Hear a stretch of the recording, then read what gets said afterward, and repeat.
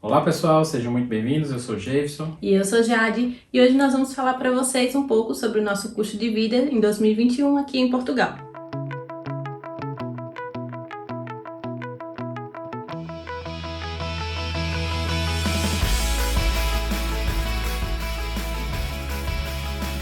Então, pessoal, hoje nós vamos falar para vocês um pouco sobre o nosso custo de vida em 2021 aqui em Portugal. Muita gente pergunta quanto que a gente gasta de arrendamento, quanto que a gente gasta de energia, de água. Então a gente vai falar um pouquinho para vocês dos nossos custos. Não quer dizer que se você vem com uma família de 2 adultos e uma criança, né, como a gente, Sim. o seu custo de vida será igual ao nosso, porque o custo de vida está muito relacionado ao estilo de vida. Então pode ser que alguma coisa na sua rotina seja diferente da nossa e aí você tenha gastos a mais ou a menos do que o nosso. Tem que levar em consideração que isso é muito individual, principalmente os gastos com alimentação, os gastos com saúde, os gastos com saídas, né? Com tudo isso que você precisa colocar na balança de acordo com o seu cenário, com a sua vida, né? A nossa aqui, baseada na nossa experiência, é o que a gente vai trazer logo mais. Então assim, você pode utilizar esse vídeo para você ter uma base de mais ou menos quanto que se gasta para você ter uma noção, mas não assim leve ao pé da letra aqui, porque você é um casal com filho, o seu custo de vida vai ser exatamente igual ao nosso. O primeiro ponto que a gente quer trazer é o arrendamento. Nesse vídeo que vai aparecer aqui em cima, a gente fala sobre onde morar em Portugal, que aí a gente cita que o arrendamento é um fator extremamente importante na hora da sua organização para vir para Portugal. Sim, talvez esse seja o pilar, né, com maior impacto no seu orçamento. Sim. Né? Então, como ela falou, a gente tem muitas pessoas que chegam para nos perguntar sobre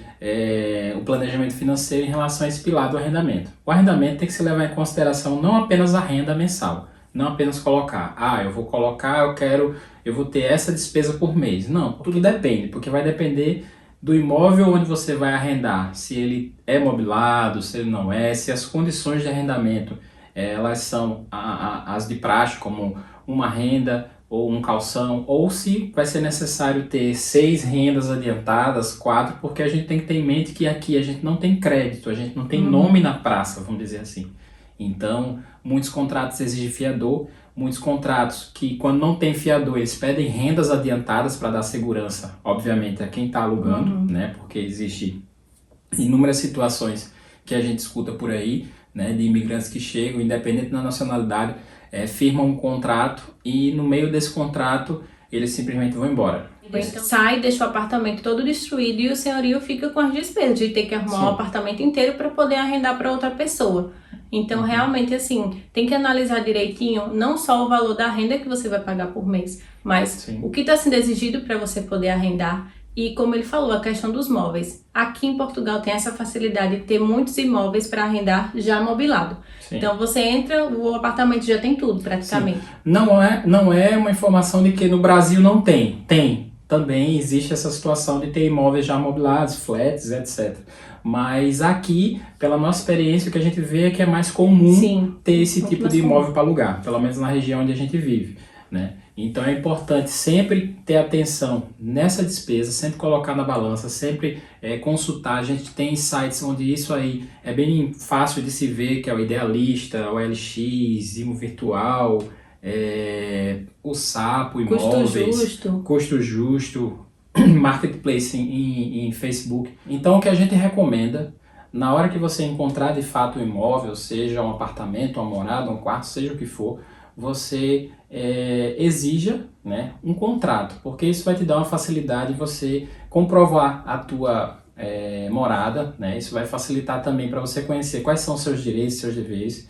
É importante, como a gente sempre frisa, ler um pouco e conhecer a legislação. Então existe a legislação do inquilinato, ele tem tudo que se tem como dever, como direito. Tem também, se for um apartamento, procura conhecer se existe normas de condomínio, quais são as regras que tem no seu condomínio, na sua morada, porque isso vai te livrar de dor de cabeça, como também vai lhe propiciar a possibilidade de você buscar o seu direito. Então, Sim, por porque se exemplo... acontecer qualquer problema, né, em relação a alguma coisa que tiver no contrato, você tem como ir atrás dos seus direitos, porque estava Sim. lá no contrato que era daquela forma, e se não foi feito daquele jeito, você tem como correr atrás. Se você não tem contrato, você vai atrás baseado em quê? Pois é. Né? Então, o que a gente recomenda é, tudo bem, existe o conhecimento que a gente transmite aqui, existe. Mas é muito interessante que você pegue essa base que a gente passa e vai buscar na legislação. Então vai buscar na lei do condomínio, vai buscar na lei do inquilinato, vai buscar o seu conhecimento. E até mesmo porque quando você for assinar um contrato de arrendamento, você saber o que está se tratando ali, Claro. você entender quais são todas aquelas cláusulas que estão ali, porque se você não tem um conhecimento básico da lei, como é que você vai saber se o que está Claro. ali é correto, se não é? Claro. Você não vai E ter outra, como o seu arrendamento ele não está associado a nenhum contrato, esse contrato não está registrado nas finanças, não tem faturas que são emitidas, você tem um período muito importante da vida aqui em Portugal, pelo menos para quem chega, que é o IRS. Então essa informação do IRS ela não vai estar no teu histórico, né? A parte de arrendamento, e ela tem um peso muito grande no seu orçamento. Então isso inclusive é sonegação, né? O senhorio e vocês estão sonegando o imposto naquela situação do arrendamento, né? Se tiver algum português que tenha mais informações quanto a essa questão do arrendamento, pode ficar à vontade para comentar. Se a gente falou alguma besteira aqui, pode ficar à vontade também para nos corrigir, né? Isso faz parte do aprendizado. E outra coisa, quando você chega aqui, você precisa ter um atestado de morada. E para você ter esse atestado de morada, você precisa ter um local arrendado com o seu nome. E esse atestado de morada, ele vai servir para tudo. Se você vai matricular seu filho numa escola, você vai precisar do atestado de morada. Para você levar no CEF, você vai precisar do atestado de morada. Então você vai precisar para tudo. Se você não tiver um contrato, não tiver nada no seu nome, como que você... Fica muito mais complicado, porque você vai precisar ter testemunhas, ter um formulário específico, essas testemunhas vão precisar assinar para você, para garantir que você mora naquele endereço. Então, é uma burocracia que você pode evitar, né? Que você pode fazer tudo de uma forma mais correta, né? Tendo um contrato, tendo tudo registrado, né? Sabendo exatamente onde é que vai o teu direito, onde é que vai o teu dever, como também o que você pagou, o que você tem que pagar, quando você for finalizar esse contrato, qual é a obrigação de um, qual é a obrigação do outro. Então, o que a gente recomenda é arrendamento, ok, contrato. Gente, muito cuidado com esses grupos de Facebook, porque tem muita gente que chega lá oferecendo mundos e fundos, que vai encontrar apartamento, que vai fazer isso, vai fazer aquilo, e é um tanto de golpe que a gente vê por aí. Então, tenha muito cuidado com a pessoa que está fazendo isso, as informações para você colher dessa pessoa, para não muito cuidado com os anúncios. No Brasil, a gente pesquisando imóveis, né, para arrendar, a gente se deparou em muitas tentativas de fraude para a gente. Então eram anúncios que estavam com um preço atrativo, um apartamento muito bom, e aí a gente começava a conversar, e aí aquela conversa a gente notava que tinha um cunho meio obscuro, porque a pessoa queria coisas adiantadas, queria pagamentos assim, o pagamento tinha que ser por Airbnb, o pagamento tinha que ser por isso, por aquilo outro, por cartão, não sei o que, não sei o que. Então, desconfie.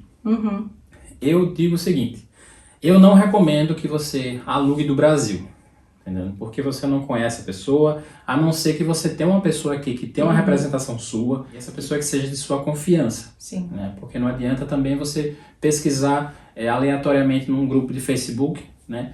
E vou pegar essa pessoa aqui para ser meu representante. Mas certo, quem garante que essa pessoa vai agir de boa fé com você? Ou então também é uma pessoa que é um conhecido seu do Brasil que está aqui. Você realmente tem confiança nessa pessoa? Você tem certeza que a pessoa não vai lhe prejudicar de alguma forma? Então tem que ter muita atenção em relação a isso. Então o que a gente diz é, muito cuidado, desconfie, leia as leis, procure realmente se informar, não fique só por esse vídeo que a gente está trazendo, né? Então esse é um ponto que a gente colocou como o primeiro ponto e mais longo, porque ele é o principal, é o que tem maior peso no orçamento e o que a gente vê com maior indício de fraude. Então assim, para concluir, né, quanto que a gente paga de arrendamento aqui num apartamento T2, né, que é um apartamento de 2 quartos, no centro de Torres Vedras, nós pagamos 650 euros.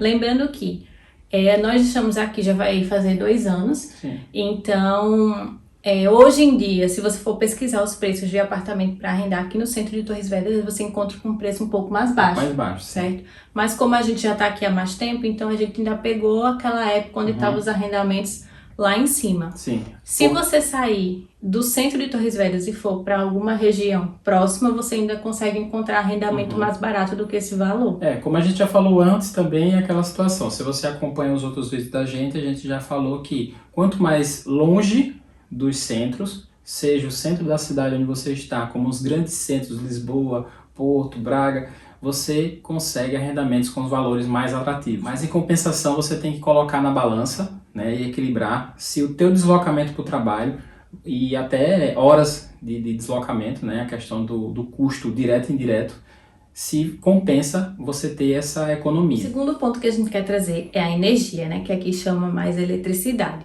No nosso caso, como a gente até já falou em outro vídeo, todos os equipamentos da nossa casa são elétricos. A gente não tem gás encanado, nem usamos botija de gás no fogão. Então acaba que a nossa conta de energia é um pouquinho mais alta. Quem tem gás e energia vai ser um pouco menos a energia, mas vai ter em compensação gás. Então acaba que dá mais ou menos a mesma coisa. Sim. Então de energia nós gastamos 60 euros em média. Às vezes é um pouquinho menos. Às vezes um pouquinho menos, um pouquinho mais. Mas depende. E quando é no...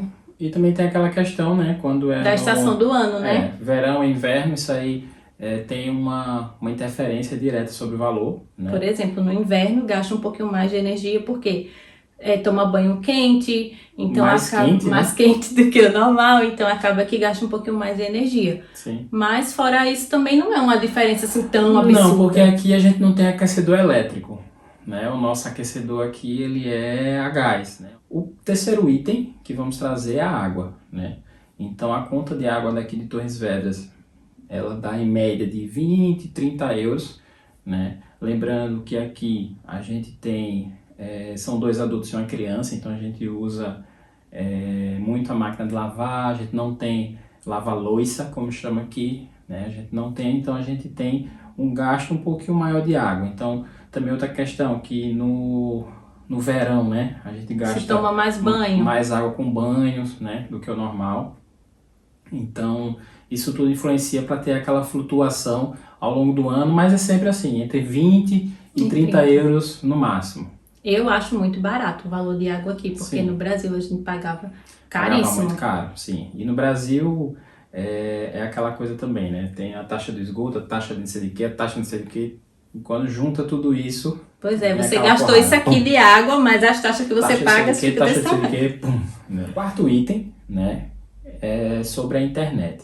O nosso gasto aqui de internet que eu digo é de uma forma geral, internet, a TV, né, a TV a cabo, né, e os 2 planos que a gente tem de celulares, né, que são os telemóveis. Porque o nosso aqui é um pacote, né, que inclui tudo isso. É um pacote. Então a gente aqui é assinante da Mel, né, na Mel a gente tem 100 MB de internet, 155 canais, se eu não me engano. Isso aí é R$29,90. E a gente tem 2 telemóveis, que é no plano também da Mel, que eles têm a conta de R$15,90. Essa conta de R$15,90, ela vem com 6 GB de internet, né? Tem lá um pool de minutagem lá, que é bastante elevada, e SMS também, que é muito elevado. Mas assim, a gente nunca chegou... Eu acho que nem a 50% dessa franquia, né? Seja qualquer desses critérios, voz, SMS e internet, a gente nunca chegou, né? Então, a gente também acha que é um valor bem acessível. Sim. Né? Tem planos mais baratos? Tem. Então, tem como ter um plano um pouco mais barato em relação a isso. Pra gente aqui, o mais barato não atende tanto, porque eu trabalho a partir de casa, então eu quis sempre deixar acima de 100 MB. Que a internet é fundamental, né, para o seu trabalho. É fundamental. A internet aqui é muito boa, é 100 MB full, né, download e upload sempre. A gente nunca sofreu com falhas de cobrança indevida na conta, coisa que a gente tinha muito no Brasil, muito. Então, pelo menos esses são os aspectos positivos relacionados à internet. Mas assim, é uma diferença, a gente nota uma diferença muito grande, principalmente em relação à qualidade da internet, porque no Brasil a gente tinha uma internet que era boa, mas era muito cara. Sim. E às vezes se tivesse Jefferson jogando no computador, eu no celular, alguém assistindo na TV alguma coisa, a internet já ficava oscilando. Então aqui pode estar todo mundo, Geilson trabalhando no computador, jogando, sim, eu no celular, a Aurora assistindo no YouTube e a internet não oscila. Então, a internet sem oscilação. Quinto item é supermercado. Nós gastamos uma média de 250 euros com supermercado. Lembrando que nós temos uma filha pequena que ainda usa fralda, que consome muito leite. Sim. Então acaba também que é um pouquinho mais alto assim por conta disso. É fralda, é toalhita, né? São pomadas, é um sorinho aqui, um sorinho ali, né? Então tem toda essa situação. É um Cerelac ali, né? Então sempre é um tem alguma sempre tem uma coisa situação assim específica, diferente, né? Para criança. E assim, e isso porque a Aurora ela não almoça em casa. A Aurora só em casa, só o pequeno almoço, né? Que é o café da manhã e o jantar, porque lanches durante e almoço é na creche durante a semana. Aí final de semana, sim, ela almoça em casa. Mas aí, de restante, é mais um lanche, uma coisa assim, uma fruta, uma coisa diferente realmente. Que criança demanda algumas coisas mais específicas. Mas se você vem pra cá e não tem filho, você consegue tranquilamente ter um gasto menor do que esse no seu supermercado. O sexto ponto, né, que vamos falar é sobre a creche. A Aurora ainda não tem a idade, né, para ir para a escola mesmo, né? Ir para a escola mesmo aqui em Portugal. Então, ela ainda está na creche. E a maioria das creches aqui, pelo menos aqui em Torres Vedras, ela tem um cunho mais voltado para a parte particular. Então, existem alguns convênios com o governo que, dependendo da sua renda, você consegue alguns tipos de abono, né? O nosso abono aqui é bem pequenininho, mas é uma despesa bem alta. A gente paga em torno de 180 euros, né? Baixou um pouquinho por conta do IRS que a gente teve do ano passado. Então a gente agora está num escalão, né? Sim, que antes a gente não estava. A gente não estava. Então a gente pagava sempre a taxa máxima, mas foi um pouco decepcionante